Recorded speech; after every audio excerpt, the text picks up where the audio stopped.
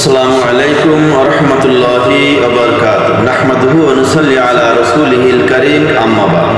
আমার প্রিয় ভাইরা, পর্দার অন্তরালের মা ও বোনেরা, আজকে আপনাদের খিদমতে পবিত্র কোরআনুল কারীমের 13 পারা সূরা ইউসুফ এর 76 নং আয়াতের উপরে সংক্ষিপ্ত আলোচনা করব ইনশাআল্লাহ। তো গত পর্বে আলোচনা ছিল ইউসুফ আলাইহিস সালামের ভাইয়েরা যখন মালপত্র নিয়ে মিশর থেকে রওনা হয়ে আসলেন, তখন আল্লাহ রাব্বুল আলামিনের নির্দেশ অনুযায়ী বনিয়ামিনের বস্তার ভিতরে বাদশার স্বর্ণের পানপত্র, অর্থাৎ তিনি যে পানি পান করতেন সেই পানপত্র তার বস্তার ভিতরে রেখে দিলেন। যখন তারা চলে আসলো, তখন একজন ঘোষণাকারী পিছন থেকে ডাকতে লাগলো যে, হে কাফেলার লোকেরা, তোমরা দাঁড়াও, তোমরা চোর, তোমরা চুরি করেছো। তখন তারা জবাব দিয়েছিল যে, আপনারা কি হারিয়েছেন, কি মাল চুরি হয়েছে? তখন তারা বলল যে, আমাদের আজিজ মিশর অর্থাৎ বাদশাহ পানপত্র আমরা হারিয়ে ফেলেছি। পানপত্র চুরি হয়েছে, অর্থাৎ বাদশাহ যিনি যেই বাটিতে যেই পেলায় পানি পান করতেন সেই স্বর্ণের পেলা আমরা হারিয়ে ফেলেছি, সেটা চুরি হয়েছে। যে ব্যক্তি এই পানপত্রটি বের করে দিবে তাকে একটি উটে বোঝাইকৃত মালামাল তাকে দেওয়া হবে, এর জিম্মাদার আমি। তখন তারা বলল যে, আপনারা সকলেই অবগত আছেন যে আমরা বনি ইসরাইলের লোক, অর্থাৎ ইয়াকুব আলাইহিস সালামের সন্তান। আমরা এদেশে ফাসাদ সৃষ্টি করার জন্য আসিনি, আমরা শস্য ক্রয় করার উদ্দেশ্যে বাদশার কাছে এসেছি, কাজে আমরা চোর নেই।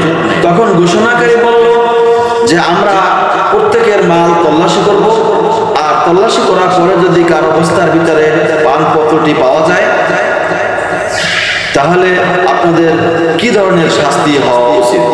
তখন তারা বলল, যার বস্তার ভিতরে সেটা পাওয়া যাবে তাহলে সে তার নিজের শাস্তি সে নিজেই ভোগ করবে এবং গোলাম হিসেবে থাকবে, আর আমরা অনাচারীদেরকে এভাবে শাস্তি দিয়ে থাকি। আমার প্রিয় ভাইরা, পর্দার অন্তরালের মা ও বোনেরা, এরপরে তাদের বস্তাগুলি তল্লাশি করা শুরু করলো।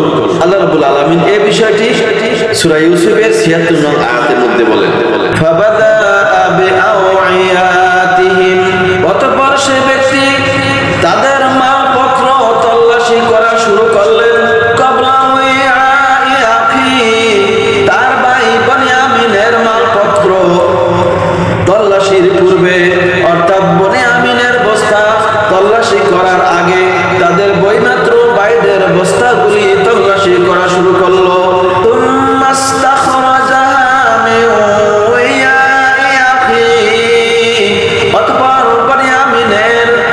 মালপত্রের মধ্যে থেকে পানপত্রটি বের করা হলো। আমার প্রিয় ভাইরা, তাহলে কি বনিয়ামিন চোর সাব্যস্ত হয়েছে? এখানে চোর সাব্যস্ত হয়েছে ঠিক, কিন্তু বনিয়ামিন সে নিজে চুরি করে নাই, সে এই পানপত্র সম্পর্কে কিছুই জানতো না। কারণ আল্লাহ রাব্বুল আলামিন হযরত ইউসুফ আলাইহিস সালামকে ওহীর মাধ্যমে জানিয়েছিলেন তার পানপত্রটি বনিয়ামিনের বস্তার মধ্যে রাখার জন্য, যাতে করে বনিয়ামিনকে রেখে দেওয়া যায়।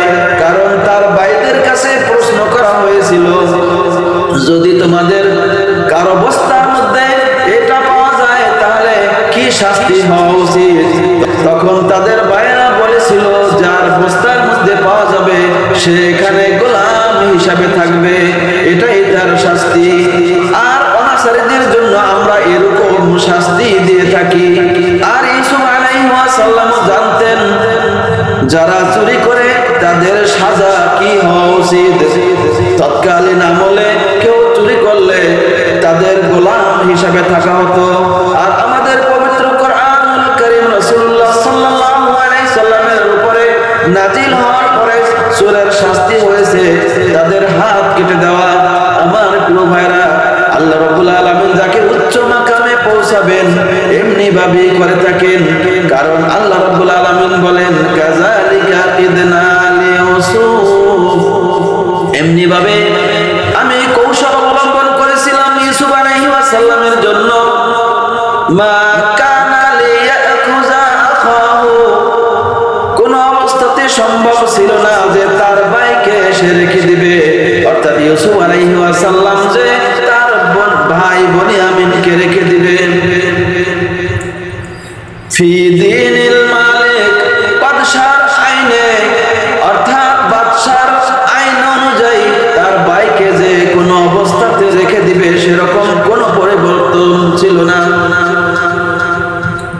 আল্লাহ রাব্বুল আলামিন বলেন, মা কানা লিয়াখুযা আখাহু ফি দীনিল মালিক, কোন সম্ভবই ছিল না যে এই দেশের আইনে তার ভাই বনিয়ামিনকে ইউসুফ রেখে দিবে।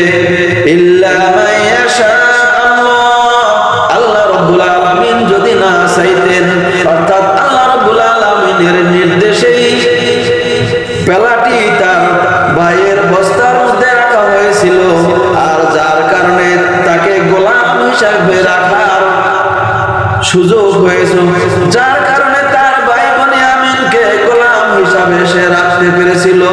আল্লাহ রাব্বুল আলামিন বলেন, তারফাউ দারাজাতিন মান নাশা, আল্লাহ যাকে খুশি মর্যাদা উচ্চ মাকামে পৌঁছান। ওয়াফাওকা কুল্লি জি ইলমিন আলিম, এবং সমস্ত জ্ঞানের উপর রয়েছে এক মহাজ্ঞানী, তিনি হয়েছেন আমার একমাত্র আল্লাহ। ইনশাআল্লাহ বাকি আলোচনা পরবর্তী খণ্ডে হবে। আসসালামু আলাইকুম ওয়া রাহমাতুল্লাহি ওয়া বারাকাতুহু।